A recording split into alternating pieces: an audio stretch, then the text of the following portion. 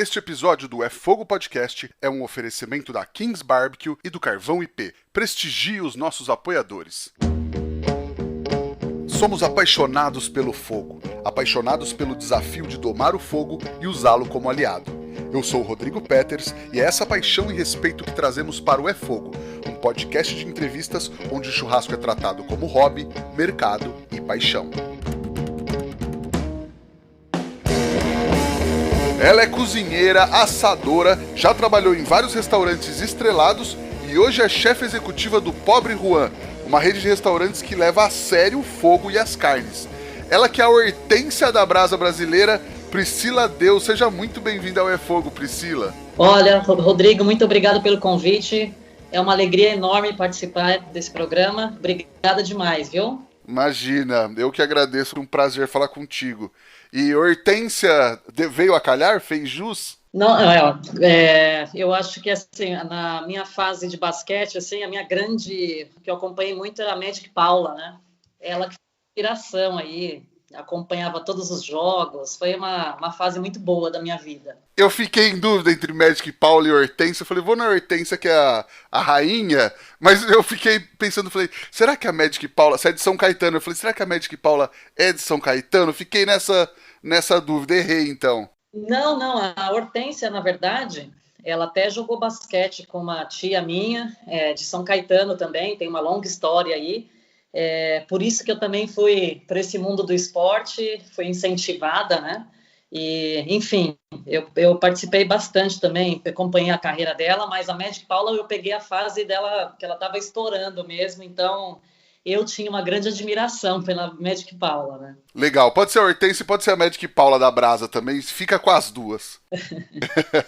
Priscila, pra quem não te conhece, como você se apresenta? Bom, eu comecei minha carreira na gastronomia na cozinha francesa, né? E obviamente que minha conexão com a carne sempre foi desde a cozinha francesa, porque não sei não entendo até hoje por qual motivo eu sempre ia trabalhar na seção de carnes, né? Enfim, então hoje o que eu posso falar da minha carreira, eu falo muito sobre o fogo, eu trabalho com fogo e todas as técnicas, então eu sou uma chefe do fogo, era assim que eu me apresentava, inclusive lá na Inglaterra. Maravilhoso. E qual que é a tua relação de vida com a cozinha? Bom, eu fui criada eu tenho duas irmãs, e dessas duas irmãs, eu era a única que me arriscava e ajudar a mãe na cozinha, né? Minha mãe adora cozinhar e tal, e desde 5 anos de idade eu estava lá, queria ajudar a mexer um molho, uma panela, enfim. Mas eu nunca tinha visto isso como uma profissão. Na verdade, como eu falei, a minha profissão, o que eu via como profissão era o esporte, então até eu criar essa relação levou um tempo aí, né? Até os meus 16 anos de idade, eu joguei basquetebol e depois fiquei totalmente perdida, assim, sem saber o que fazer, porque era um grande sonho meu. E eu pensava tudo, pensei fisioterapeuta, educação física, e até que um dia eu resolvi que não, eu tinha que fazer uma faculdade, já estava com 23 anos, e aí eu fui entrar, né, no site para me inscrever lá para fazer o vestibular, e vi a foto de um chefe de cozinha no site, e eu comecei a ler a respeito. Eu falei, nossa, tem tudo a ver comigo, é tudo que eu gosto de fazer, porque eu não tinha essa relação, não sabia como é que era a questão cozinhar e ser profissional da cozinha, né? E prestei vestibular, passei em segundo lugar, e ali foi algo que foi entrando em mim, assim, tudo que eu aprendia dentro da faculdade ali, era algo que eu só fui crescendo, né? Eu vim de uma família muito simples, paulistana, mas eu tive a oportunidade de fazer a Embi Morumbi, né? E na época uma tia minha me ajudou bastante, né, com esse sonho de prestar vestibular, fazer gastronomia, e foi algo que eu só vim crescendo. E fazendo faculdade, eu fui convidada para fazer estágio com Eric Jacan, e ali começa a minha grande jornada, né?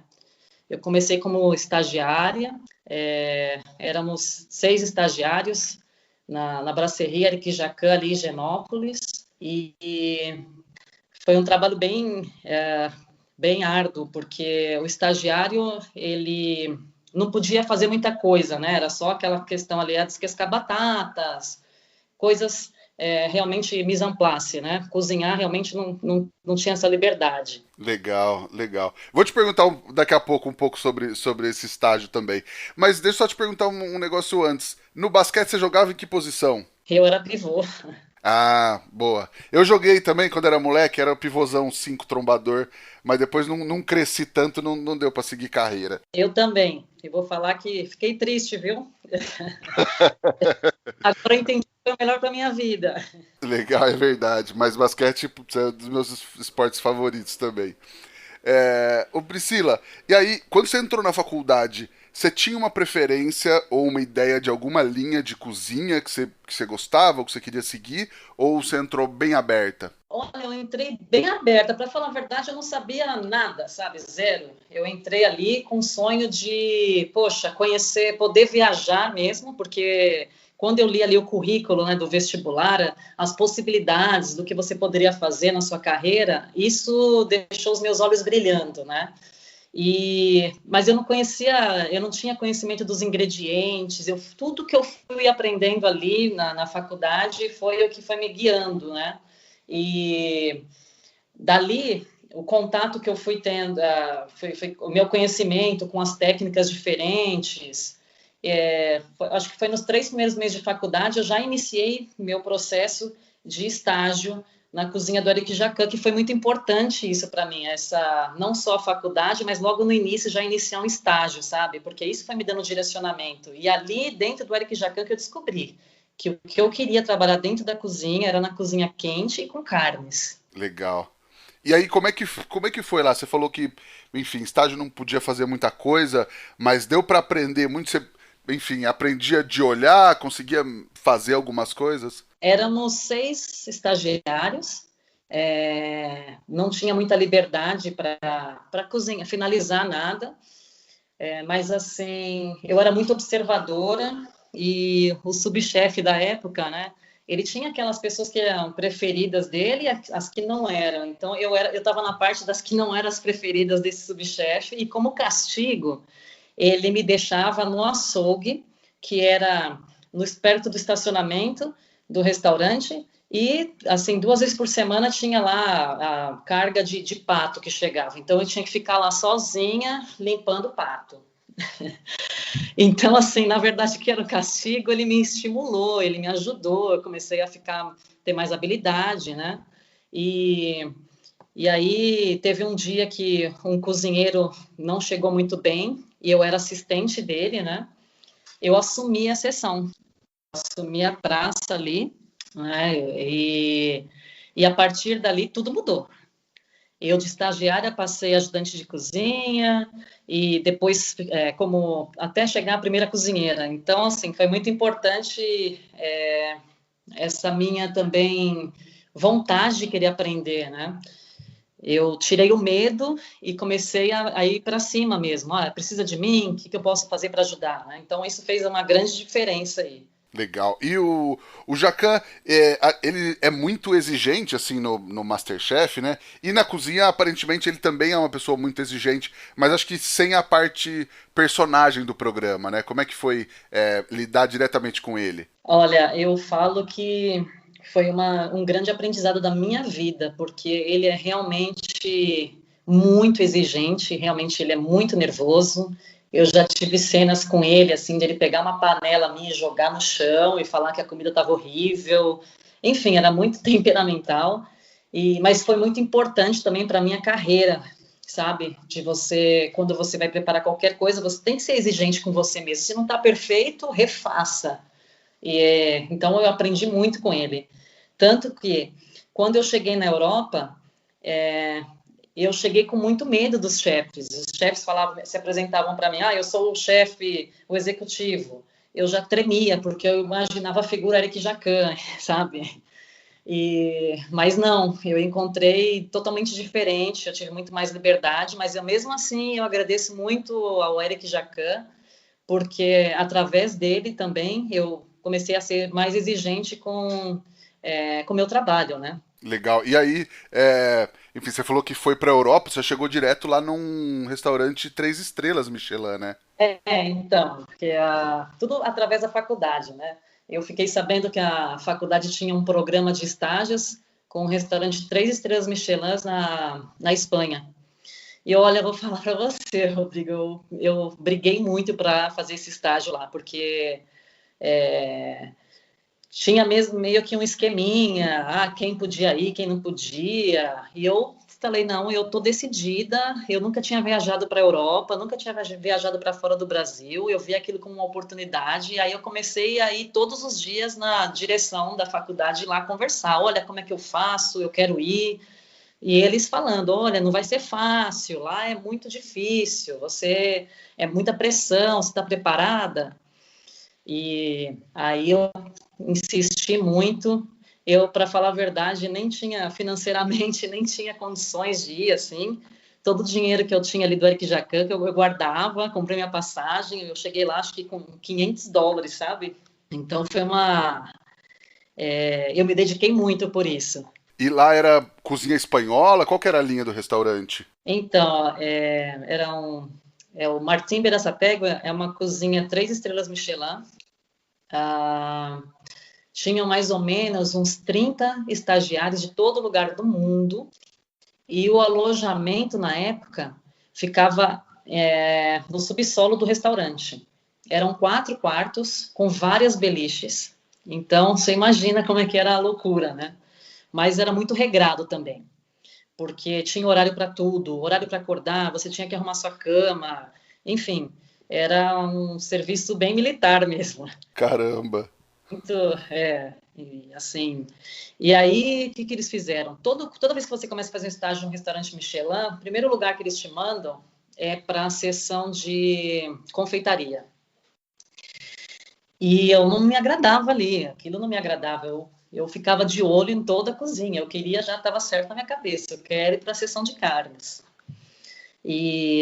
Mas a confeitaria é muito importante porque você aprende a ter precisão, né? Usar a balança, saber que tem que usar temperatura, porque se você não seguir exatamente o que está dizendo ali na receita, desanda tudo, não tem segredo.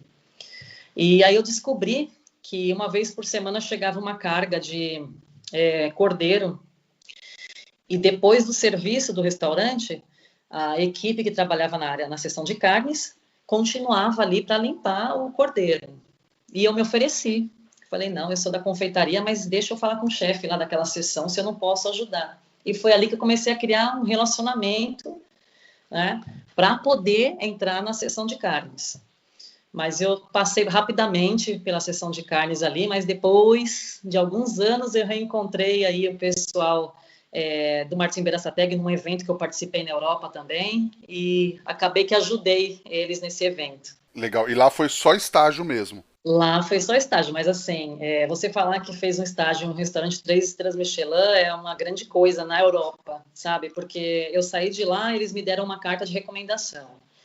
E aí, quando eu saí desse restaurante, eu fui visitar um amigo em Londres, e essa visita acabou durando 1 ano e 8 meses.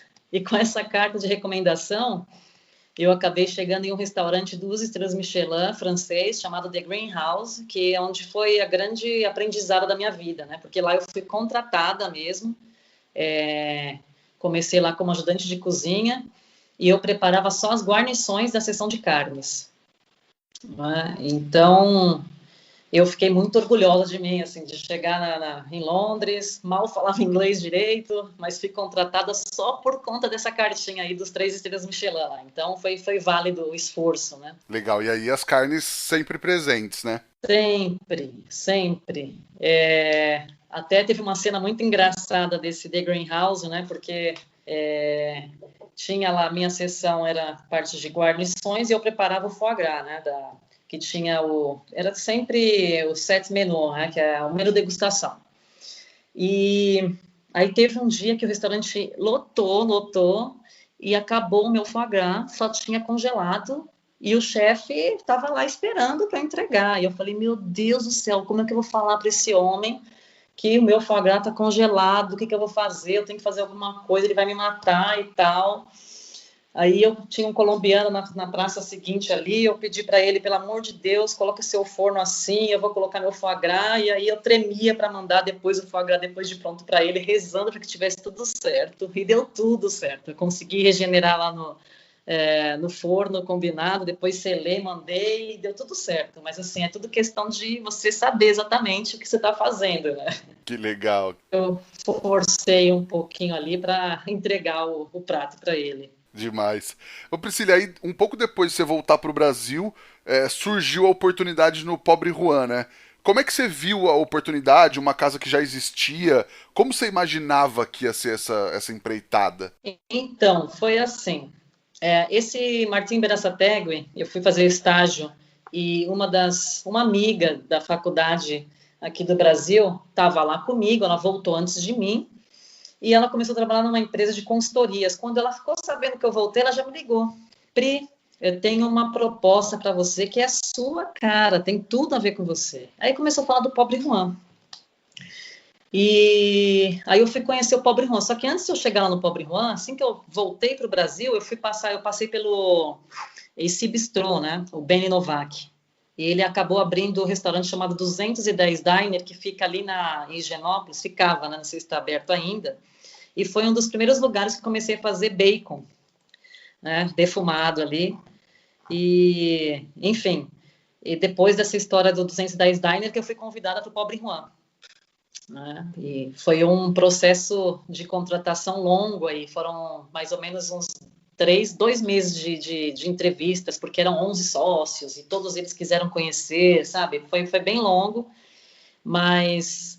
E o desafio era o seguinte, eram 5 restaurantes no início, e o que eles me falaram era, Priscila, nós queremos alguém apenas para manter o padrão, não pode mudar nenhuma receita aqui.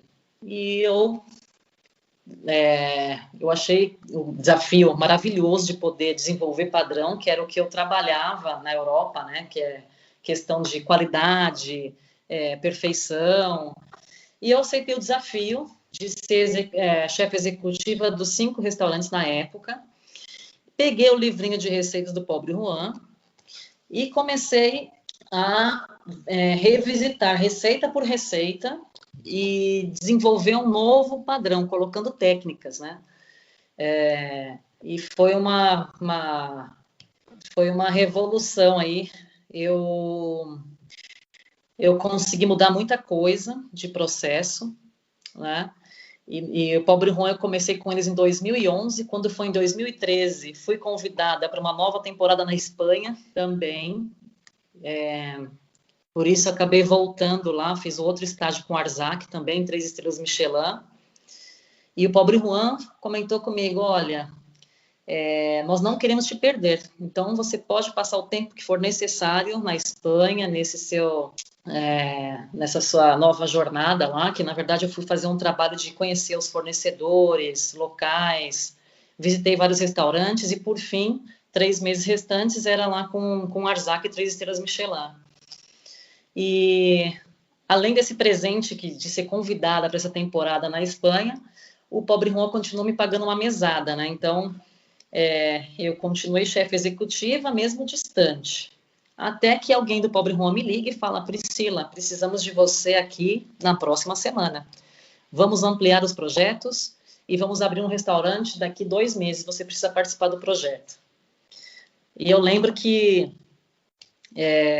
quando chegou a cartinha da empresa lá para o restaurante do Arzac, o Arzac é um senhor já, e ele gritou meu nome no meio da cozinha, eu falei, meu Deus, o que eu aprontei? Ele ficou muito bravo, porque eu tive que sair antes dos 3 meses de estágio lá, né? Eu acabei completando com ele 2 meses, saí 1 mês antes. Mas era necessário, porque era uma nova retomada do Pobre Juan. E aí, assim que eu cheguei dessa nova temporada aí da Espanha, eu tive a oportunidade de fazer um cardápio de inauguração, e ali todos os sócios provaram, e falaram, não, peraí, a gente não pode seguir só modelo de churrascaria. E aí eu tive a oportunidade de colocar no cardápio do Pobre Juan pratos elaborados, assim, tinha lá o parte pratos especiais, e foi aí que a gente começou a sair um pouco desse conceito só de steakhouse, sabe? Também de harmonizar com alguns outros acompanhamentos. Legal. E aí, como é que é para você chefiar essas cozinhas e todas essas unidades? O desafio é muito grande, né? São hoje 13 restaurantes, além do Pobre Juan Barbecue, que é um novo conceito nosso, que abriu agora em São Roque. Principalmente, eu voltei a assumir agora em dezembro, em plena pandemia. Você não pode viajar tanto, mas a gente acaba fazendo algumas conexões aí online todas as semanas. Tem a questão também de produto, você tentar manter o mesmo padrão numa região e em outra. Então, assim, isso exige bastante treinamento com a equipe e tem que estar todo mundo alinhado. Se você não fala a mesma língua que o outro chefe, aí desanda tudo. Legal. E como você vê a aceitação do público para esse tipo de gastronomia? Não só das carnes, mas enfim, tudo que vocês trabalham, os legumes também, os pratos, enfim. Então, a parte da revolução aí do Pobre Juan, que a gente teve uma parte muito bacana, Rodrigo, foi 2014, 2015 aí que a gente conseguiu trazer o Iode para fazer um jantar com a gente, que era lá do restaurante do Máximo Bottura, 3 estrelas Michelin. A gente trouxe o Dário Cecchini também para fazer um jantar com a gente, que foi maravilhoso. Né? Então, a gente conseguiu fazer grandes festas aí. O público adora, né? Essa minha última temporada agora que eu fui passar esses 4 anos na Europa, né? Muita coisa ficou estagnada e por isso que eu retornei, né? A convite de um novo projeto deles e para realmente mexer tudo, né? Então, assim, a gente está na pandemia, mas eu estou elaborando várias coisas aqui para retomada. Ah, sim, porque vai retomar, a gente espera que retome o quanto antes, e aí tem que estar preparado para essa retomada, né? Exatamente. Eu, na verdade, hoje tenho esse desafio de inovar, mesmo sabendo de que algumas regiões ali têm o gosto de tem o gosto regional, né? Que também a gente tem que se conectar ali, o tipo de farinha aqui, as pessoas aceitam melhor dessa forma, tentar usar produtos mais regionais, respeitar a sazonalidade dos alimentos. Então, é esse meu desafio, né? E o que te atrai na gastronomia do fogo em si, das carnes? Então, eu já acompanhei todo o processo, né, que é da fazenda, né, a parte ali do confinamento, o abate. O fogo, na verdade, você utiliza ele como uma forma de transformar o alimento, né, trazendo mais sabor. A gente está falando hoje da proteína animal, mas assim, tem diversas técnicas que estamos utilizando também com os vegetais. E enfim, eu acho que ele é hoje um agregador de sabor para os alimentos, né? Legal. E aí o restaurante tem essa preocupação, né, com os ingredientes, do campo à mesa, a gente fala. Você se envolve bastante nisso também? Chega na sua mão ou não? Acho que foi em 2012, 2013, nós iniciamos um trabalho com o Marcelo Chimbo. Na época, eu acho que ele era da JBS, eu tinha saído da JBS, e ele veio desenvolver padrão de carnes, e foi com ele que eu aprendi tudo sobre proteína animal, né, do pasto, todo o processo, e a gente começou a fazer todo esse acompanhamento. Isso importando todas as carnes diretamente para a gente e tal, até que a Prime tomou uma proporção muito maior, né? E hoje eles estão seguindo de outra maneira, mas foi com o Marcelo Chimbo que eu aprendi toda a parte do processo e a gente continua assim, brigando muito, apesar de que eu confesso para você, eu cheguei em dezembro de 2019 de Londres e o ano passado todinho, esse ano ainda, continuo. Muita coisa mudou, né? Teve... eu fui uma das primeiras mulheres a participar da churrascada em 2015, né? E essa parte de desenvolvimento de novos fornecedores, a proteína está muito difícil agora, o mercado muito competitivo, mas também tá faltando produto, né? Tá faltando produto de qualidade. Então, assim, a gente tem trabalhado muito, muito mesmo para conseguir produtos de qualidade para todos os restaurantes, porque a gente fala aí de Recife, Porto Alegre, Curitiba, Rio de Janeiro, ou seja, realmente a gente está se desdobrando aqui para entregar produto sempre com melhor qualidade. Sim, precisa minimamente ter um padrão, né? Não, a gente conseguiu desenvolver bem o padrão dos nossos cortes, né? E eu acho que a gente evoluiu muito aqui no Brasil com relação à qualidade de produto mesmo. O que aconteceu é que teve esse boom do churrasco, né? Que eu confesso para você, tem muita gente que eu não conhecia ainda, né? Porque eu cheguei em dezembro de 2019, em março já veio a pandemia, ou seja, não tive a oportunidade de conhecer metade dessa galera aí que tem feito excelentes trabalhos aí, mas com certeza ainda vou ter a oportunidade de encontrar todo mundo e fazer uma grande festa. Com certeza. E como é que você vê o mercado hoje, Priscila? E o que você imagina para os próximos anos? Então, eu acho que vai ser um grande recomeço para todo mundo, né? Hoje você vê aí que, infelizmente, a maioria dos restaurantes fechados por conta da pandemia. Nós temos até um restaurante aí que não pode nem trabalhar com delivery, mas o que a gente vê, o cenário aí da gastronomia realmente está muito complicado, né, para os negócios, principalmente quando você fala em valor da proteína, que a arroba estava antes R$ 160, hoje você fala em R$ 306, quer dizer, teve um grande aumento aí. Nós temos que ser muito, muito, muito criativos e pensar no fogo, não que a gente fala muito, né, do fogo e carne, né? A gente tem que tentar trazer um mix diferente aí, ser muito criativo com tudo, para poder realmente equilibrar esse mix de negócios e uma retomada bacana. Hoje, o que eu estou fazendo é testando vários outros cortes que eram menos favorecidos, né? Que aí, com o uso de algumas técnicas, você consegue desenvolver um produto muito bom no final. E é esse o desafio do chefe na cozinha. Demais. E tem alguma técnica que você gosta mais de trabalhar, ou que às vezes não consegue fazer muito no restaurante? Ou é basicamente grelha? Como é que é? Olha, assim, nessa minha última passagem por Londres, eu fui trabalhar com o Neil Hankin, né? O Neil Hankin, ele tinha, na época, um restaurante, ele estava abrindo o restaurante, que me apresentou foi o Gustavo Botino, né? E no restaurante dele a gente tinha técnica lá de defumação a frio, defumação a quente, o varal e o forno a lenha. Esse foi o primeiro. E lá foi o primeiro lugar que eu tive contato direto. A carne chegava realmente direto da fazenda, tinha já encomendava já durante 6 meses a proteína que iria usar. Aí chegava, deixava maturando durante um tempo, e lá mesmo que a gente fazia desossa. E foi lá que eu aprendi, né?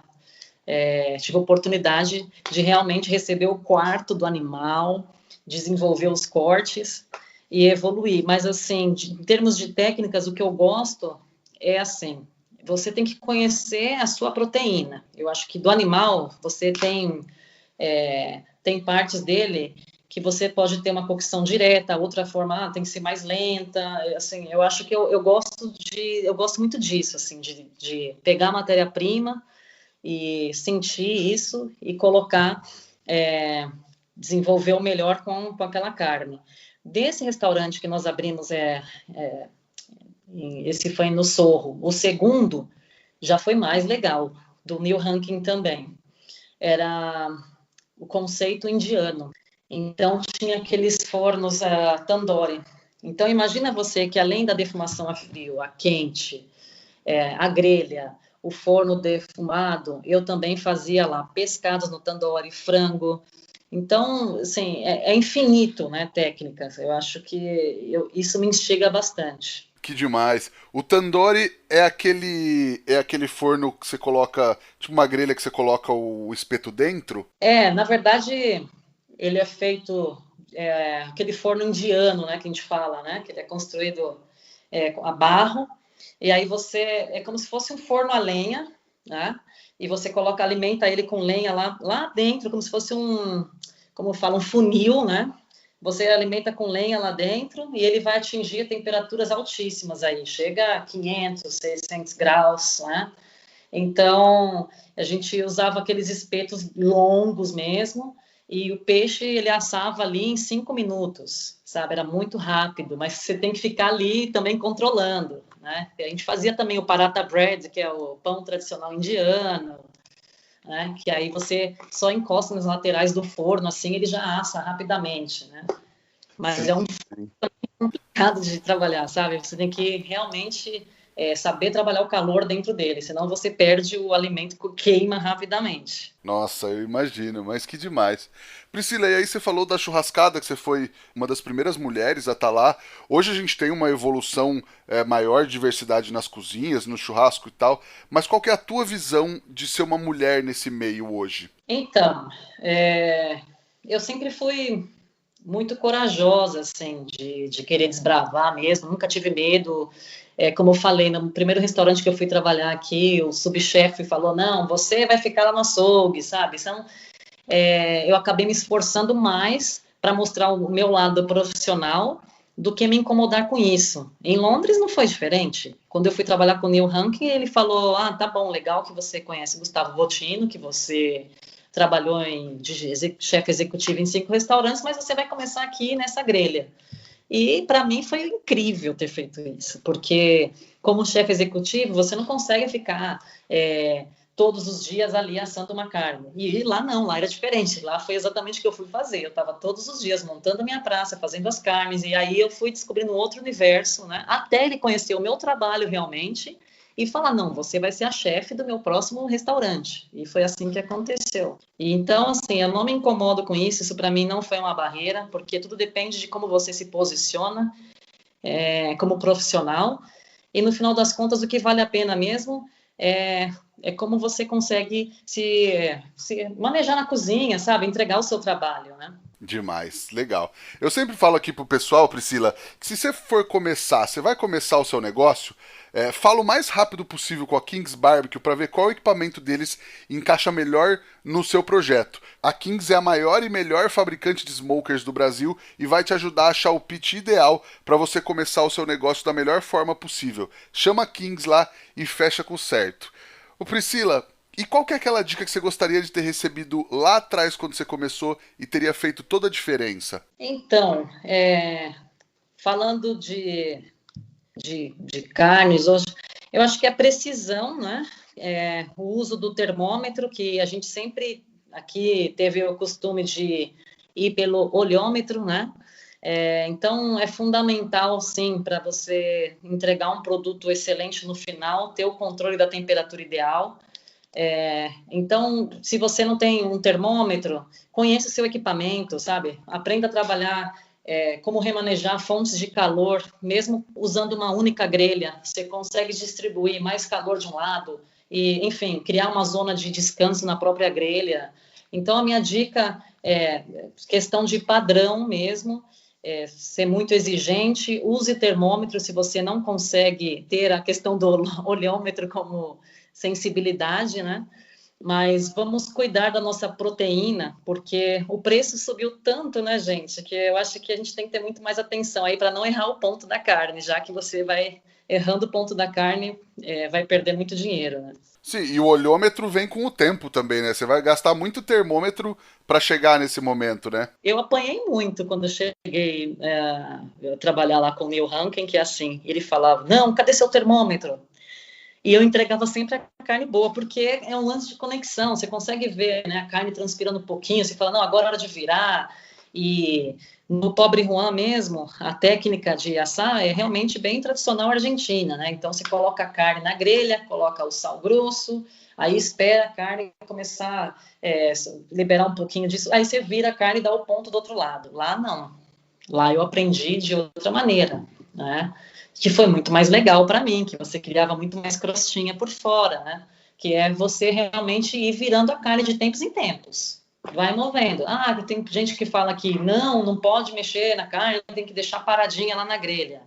De nenhuma forma. Isso é muito feito não só na Europa, mas também nos Estados Unidos, dependendo da altura do corte, sabe? Para você manter padrão, sabe, de cocção perfeito dos dois lados, é necessário fazer isso, sim.